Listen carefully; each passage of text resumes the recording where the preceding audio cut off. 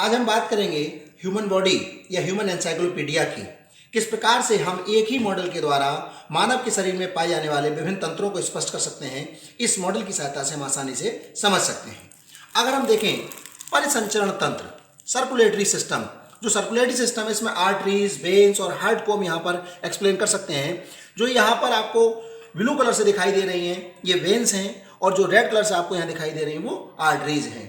Artery जो होती हैं वो प्योर ब्लड को पूरी बॉडी में भेजने का काम करती हैं, और जो वेन्स हैं वो इम्प्योर ब्लड को पूरी बॉडी से कलेक्ट करके हार्ट तक लाने का काम उनके द्वारा किया जाता है। तो सर्कुलेटरी सिस्टम के द्वारा, इस मॉडल के द्वारा हम आसानी से बच्चों को स्पष्ट कर सकते हैं।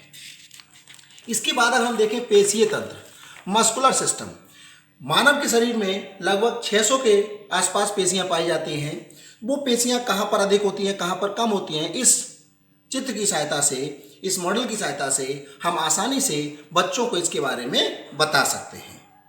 अगर हम अगले तंत्र को देखें तो यहाँ पर ये हमारा है कंकाल तंत्र। ये हमारा कंकाल तंत्र है। अगर हम कंकाल तंत्र की बात करें तो कंकाल तंत्र में मानव के शरीर में 206 हड्डियाँ होती हैं। सबसे बड़ी हड्डी फीमर होती है जो जांघ में पाई जाती है। अगर हम इसको देखें तो इसकी पसलियाँ हैं, पसलियों की संख्या 12 जोड़ी होती है, और वो 12 जोड़ी जो पसलियाँ होती हैं उसमें 2 जोड़ी पसलियाँ हमारी फ्लोटिंग रिब्स कहलाती हैं। पसलियाँ जहाँ पर आगे की ओर मिली होती हैं हमारी उरोस्थी कहलाती है। तो इस प्रकार हम कंकाल तंत्र को समझा सकते हैं। अगर हम यहाँ इसको देखें, अगर हम श्वसन तंत्र की बात करें तो यहाँ पर नाक से हम सांस लेते हैं, वहाँ से हमारी ये श्वास नली द्वारा हमारे फेफड़ों तक आती है, और फेफड़ों में विसरण की क्रिया द्वारा ऑक्सीजन और कार्बन डाइऑक्साइड का आपस में विनिमय होता है। तो फेफड़े हमें अंदर से किस प्रकार दिखाई देते हैं उनको अगर हम देखें तो यहाँ पर हम इसके द्वारा श्वसन तंत्र को एक्सप्लेन कर सकते हैं। इसके बाद अगर हम देखें ये हमारा पाचन तंत्र। पाचन तंत्र, मुख से हम यहाँ से मुख गुहा के द्वारा इस ग्रास नली के द्वारा खाना हमारे आमाशय में आता है। आमाशय से हमारा यहाँ पर छोटी आंत, बड़ी आंत, और इस प्रकार यहाँ पाचन की क्रिया पूरी होती है। तो इस प्रकार हम पाचन तंत्र आसानी से बच्चों को एक्सप्लेन कर सकते हैं। अगर हम इसी को थोड़ा सा और आगे बढ़े तो यहाँ पर ये हमारा हृदय।